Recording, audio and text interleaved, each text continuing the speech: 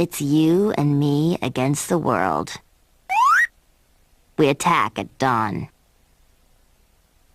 I'm not gonna stall any more than I should, so let's dive right into today's video. JuniorNitro 2020.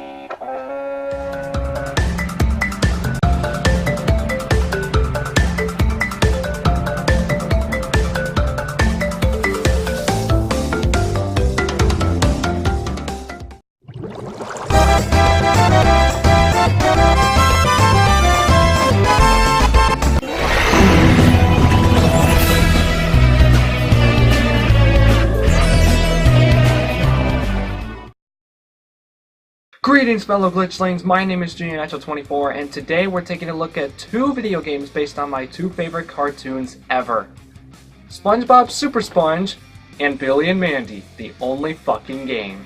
And now, thanks to this poll I posted on Twitter, this video is actually happening. You could say I foreshadowed my next review, but it ended up being the winner of the poll, so today I'm taking a look at two video games, each one representing my two favorite cartoons. The games in question are SpongeBob SuperSponge and The Grim Adventures of Billy and Mandy. But which one should I start with? Well, I did watch SpongeBob more than Billy and Mandy as a kid, so let's start with Super Sponge. Now I've been wanting to talk about this game for quite some time. I didn't want to rush into it though. Give it some time and it will eventually happen. And today's the day it's finally happening. Now before people jump in the comments and go, I hate this channel, let me just state that this video has been a long time coming. It's only fitting that it ends up being my 700 subscriber special. So let's begin! To start things off, I'm playing the PS1 version of this game, which is the superior choice. Super Sponge was published by THQ and developed by Climax. The game was released on November 8th, 2001, 367 days after the release of Crash Bash. Hard to believe that game is 17 years old already.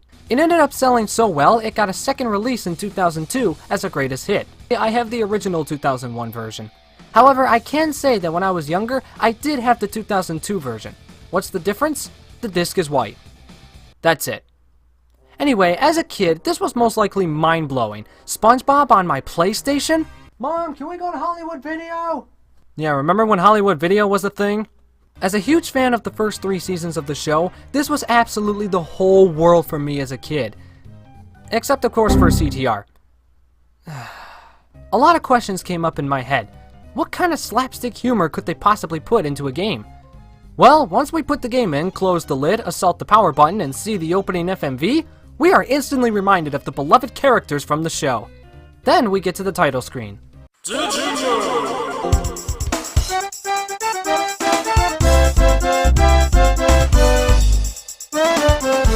Did you know? In the PAL version of this game, players got a trailer for the Rugrats in Paris movie. Why didn't us American children get this? For crying out loud, I haven't even started the game and I'm already starting to nitpick. Let's move on. So the story of the game is that SpongeBob is trying to get a birthday present for his best friend Patrick. And he figured, what better gift than an autographed photo of Mermaid Man and Barnacle Boy? So he goes to Shady Shoals and he finds out that BB has a task for our little yellow hero. He wants us to get bread and peanut butter and all other things to make MM a sandwich. Like a calculator. You can count on it. Please let that be the only bad pun. Oh, brother, this guy stinks! We then enter Jellyfish Fields, where we say hi to Squidward, and then get our net. You're telling me we're using gadgets and weapons from the show as well? Sweet Jesus, I love this! As far as the controls fare, they're actually pretty decent. For one thing, it's a platformer, so satisfying controls are a must. Yeah, SpongeBob is hopping on the platformer bandwagon with Mario, Sonic, and Crash Bandicoot. We can catch jellyfish with circle, then fire them with square. We can put it down with triangle and jump with X. Looking up and down will shift the camera.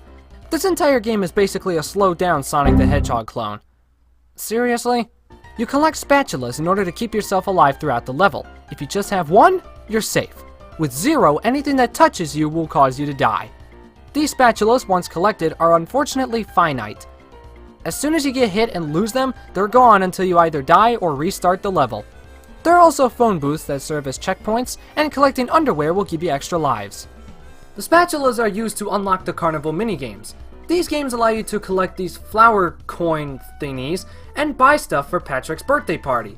As you progress through the game, you will have to collect more. In the first chapter, you need at least 60% of the spatulas in the 4 levels to unlock the carnival. Yes, there are 3 levels and a boss in each chapter. And there are 5. So 4 times 5 equals 20 levels. That's a fair amount.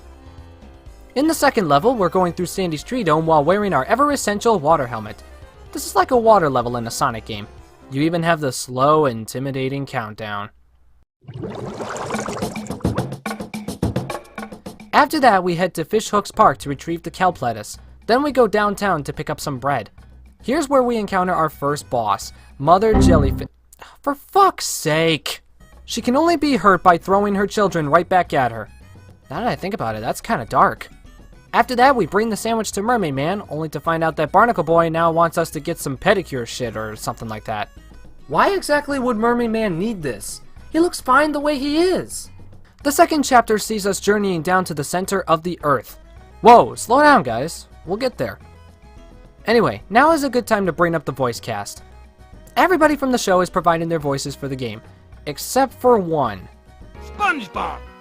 Now listen, boy! I'm counting on you to use this here coral blower to make your way around Bikini Bottom. You're not Mr. Krabs. Yeah, this is another one of those games where Clancy Brown is not voicing Mr. Krabs because reasons. Anyway, now comes my biggest complaint about the controls. Ladies and gentlemen, the Reef Blower. Sounds awesome? This is how it controls in the game. You have to suck up objects to break certain walls. One catch. You can only load up one, meaning this will get tedious. Another thing is that it makes SpongeBob feel like he's walking on ice, so tight platforming is next to impossible. And you can't butt bounce. Oh yeah, I forgot to mention that. Similar to the Pac-Man World game, SpongeBob can butt bounce with X after jumping. However, he can only do this once before he has to jump again. This is a problem. SpongeBob's hitbox is really small to the point where some enemies have to be attacked at just the perfect moment. But even then you end up taking a hit. And the fact that I have a reef blower does not help the situation. God fucking damn it, stop fucking removing my video! SpongeBob can also blow bubbles to make platforms, use his karate glove, shoot jellyfish, and ride a balloon. Better make sure I'm nice and moist. SpongeBob? Please don't say that in the way you just did.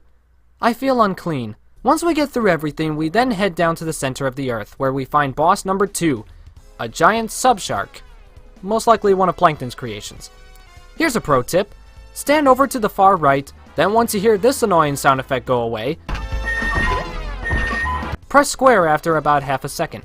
Do that 8 or 9 more times, and there you go, boss defeated. Once we get back to the Shady Shoals, BB tells us to go back in time to make some new apparel for our favorite crime-fighting duo. At this point, Barnacle Boy is starting to get on my nerves. Just give us that damn photo already! Regardless, we use Plankton's time machine to head to prehistoric Bikini Bottom. We get some cool stuff that only superheroes can wear, and then we confront boss number 3, a parasitic worm. No, not an Alaskan bullworm. Now I wish we did fight that thing. Just keep moving and butt bounce him, and in 2 or 3 minutes, you're done. With our new suit for Mermaid Man and Barnacle Boy, we go back to Shady Shoals, and BB then tells us that he's getting annoyed. Well then stop giving us these ridiculous tasks and give us that damn photo! Unfortunately, that doesn't happen, and we're now sent to Rock Bottom to get MM a candy bar. Are you fucking kidding me? At this point in the game, I'm starting to get annoyed. I mean, come on, haven't we done enough? Each and every single one of these vending machines are broken, except for the last one located at the bus stop. Of course, before that, we have to fight another boss. This time, it's the Flying Dutchman. Finally! Is it worth the wait to finally confront him? Not really. Sometimes he is super cheap. Other times he doesn't even spawn. Seriously, he faked me out and cost me a life. I shit you not when I say that. After we beat him, we get yet another task. This time we have to find tools to fix Mermaid Man's TV. What is with Barnacle Boy and giving us these Oh my god! So we trek through all this shit, kill Man Ray a lot of times, and enter the factory where our final boss is located. An iron dogfish. All you have to do is stun him with the air vents, then butt bounce him. Repeat until complete. The game is finally won. We fix the TV, get our photo, then haul ass out of Shady Shoals. As we're doing that, the TV breaks, and everybody gathers around for Patrick's birthday. Then their picture gets taken. Stand still while I take your picture. Oh, damn it, SpongeBob, you blinked. The credits roll, and then we get to watch the opening FMV again. What a nice game we played. Overall, this is a solid SpongeBob game. It has its shiny moments, and it has its stinkers. It's everything you'd expect a platformer to be. However, the gameplay tends to get boring after a while, the bullshit of trying to butt bounce an NPC, and there's nothing interesting or threatening about the boss fights.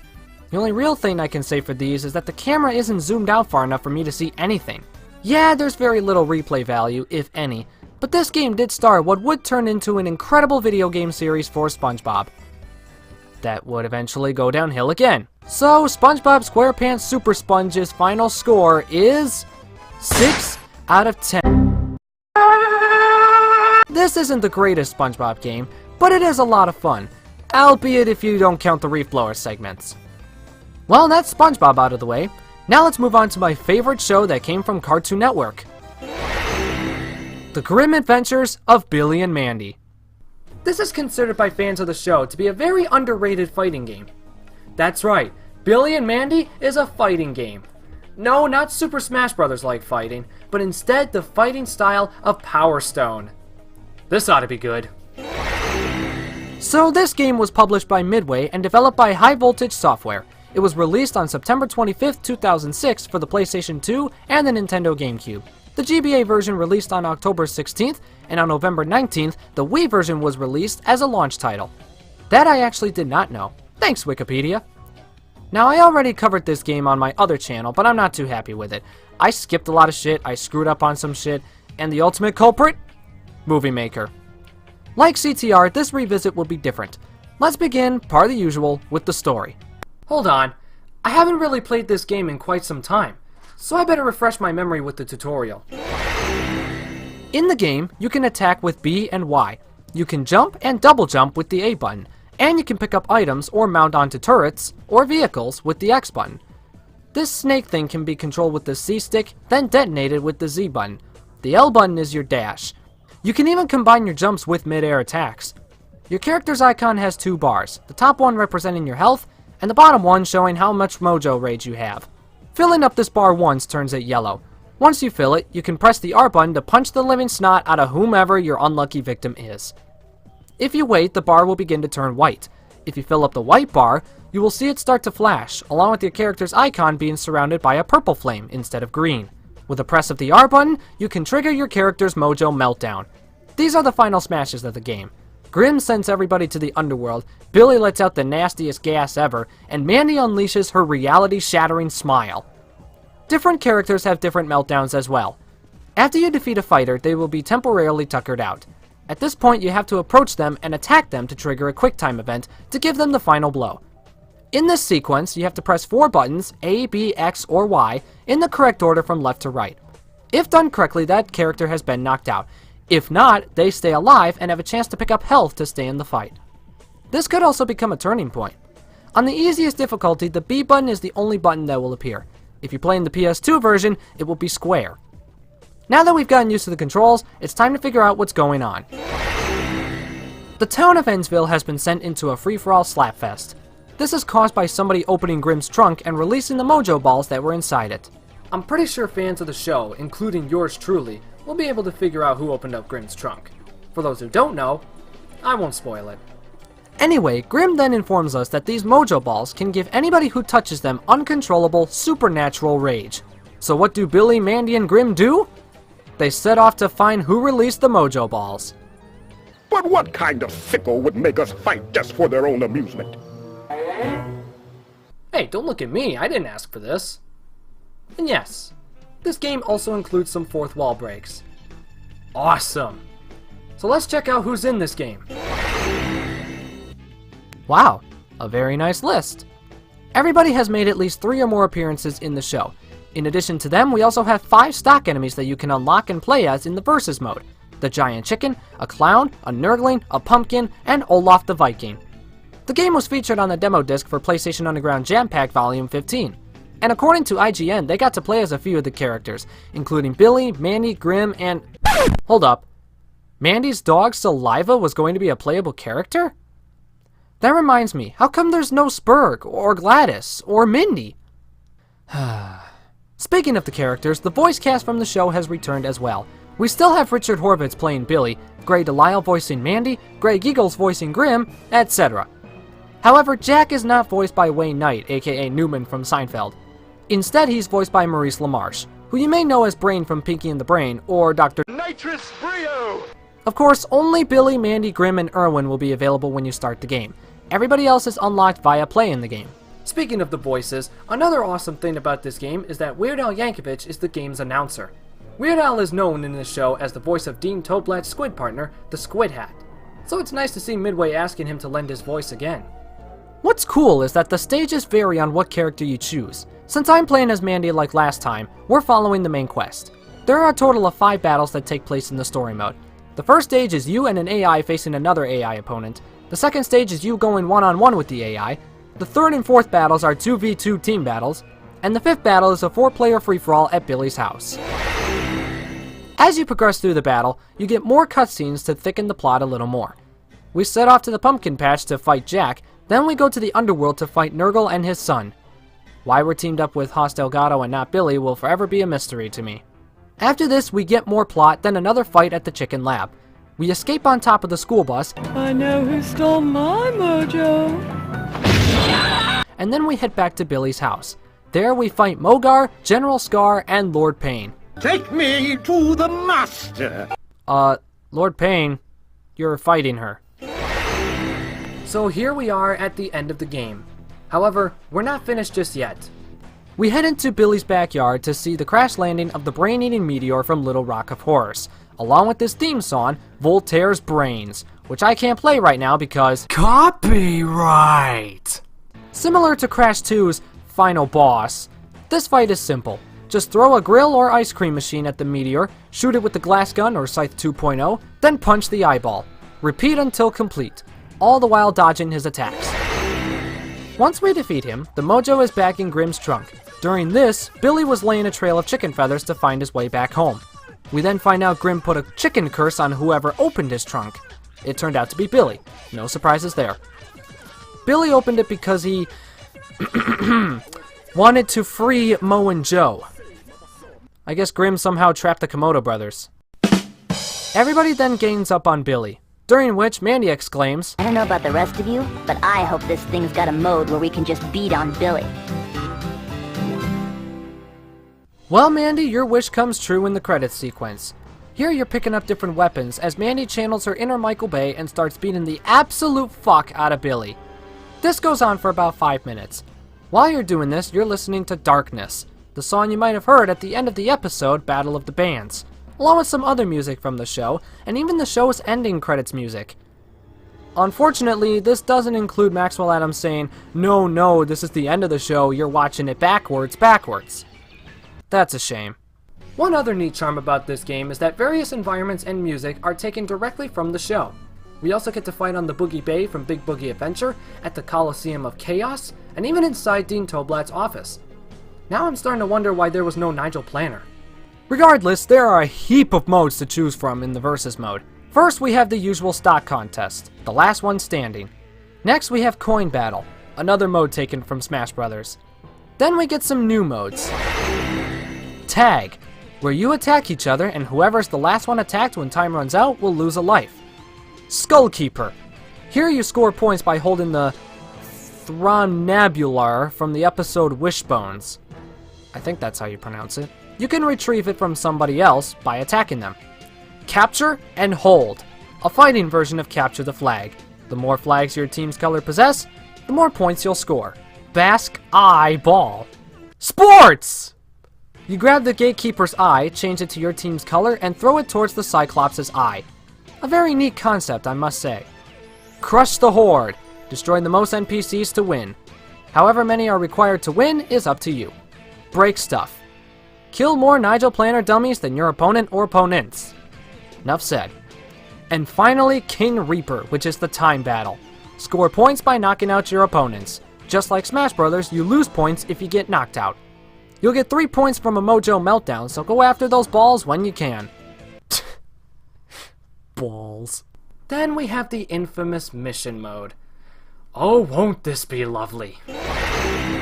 You go through 5 tiers of 9 missions, each one getting more difficult. There's an extra tier in the Wii version that gives you Horror's Hand as a weapon, but that's quite alright. I can barely stand 3 tiers, let alone 6. Once you beat the story mode with every character and complete the mission mode, you unlock all of the characters and their costumes. Here's how you unlock the extra characters, the 5 stock enemies. So, in the game you have to complete mission mode, beat the story with every main character, play 100 versus matches, deliver 100,000 damage points in versus mode, and destroy every single letter in the credits sequence. Good God, that is insane, yet definitely doable. I mean, if I can do that, then you sure as hell should be able to. In the extras menu, you can replay the credits, look at character descriptions, concept art, and watch a few videos. There are 4 videos, a Cartoon Network Fridays promo, the Happy Feet video game trailer, and the trailer for the Ant Bully game. The 4th video is a trailer for Ed, Edd n Eddy The Misadventures, and it can be unlocked via completing the first mission.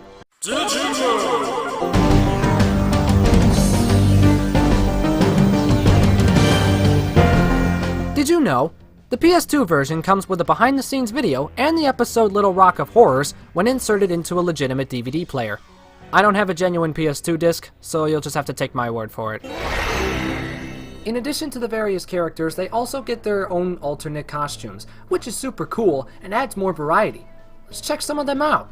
I picked Mandy with her clown outfit from Attack of the Clowns. Destroy us all! Yeah, that one.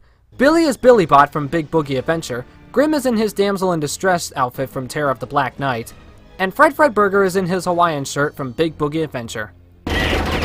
You were asking for it. Mandy, how dare you? Fred Burger is a cool, sweet, innocent child. He's not mean.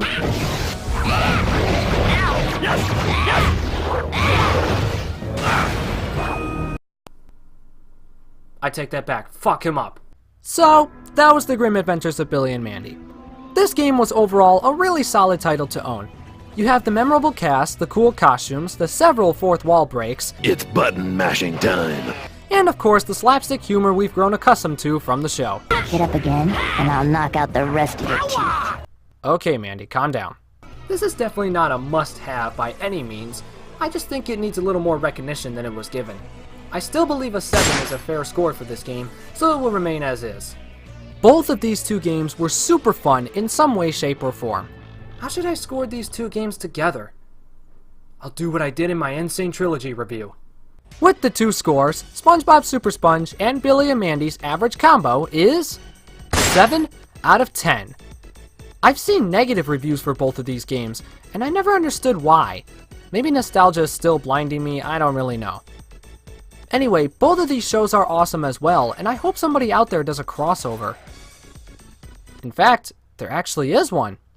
Yes, there is a crossover fanfic online written by yours truly that features the majority of the characters from both shows. It's 13 chapters long and available right now with the link in the description. It's not the greatest, but it is something, right? And it may or may not have a slight hint at this couple at the end. Just saying. Also, I wanted to clear up something. When I mentioned at the end of my Insane Trilogy review Maxwell Adams' upcoming web series Dead Meat, I just wanted to make a quick disclaimer that I was not endorsed nor was I paid to promote it. I just did it for the purpose of hopefully giving it a little more recognition. Plus, it's Maxwell Adams. What other reason would you need? As for the games, I enjoyed Super Sponge and definitely look forward to future SpongeBob games. As for Billy and Mandy, I really wish another game was made for the show. Regardless, I hope you enjoyed today's video. If so, be sure to leave a like and comment. Don't forget to subscribe to the channel and ring the bell to join the notification squad. I've been JuniorNitro24, and I'll see you later. Also, happy 700 subscribers, everybody. Here's to 800! No? Okay, I'll go in the corner and cry. Hey guys, thanks for watching this video. Don't forget to subscribe to the channel to watch more. Also, go check out redbubble.com to get Burrito Power t-shirts and other merchandise. You can find my previous video right here. Don't forget to stay glitchy, everyone, and I'll catch you next time.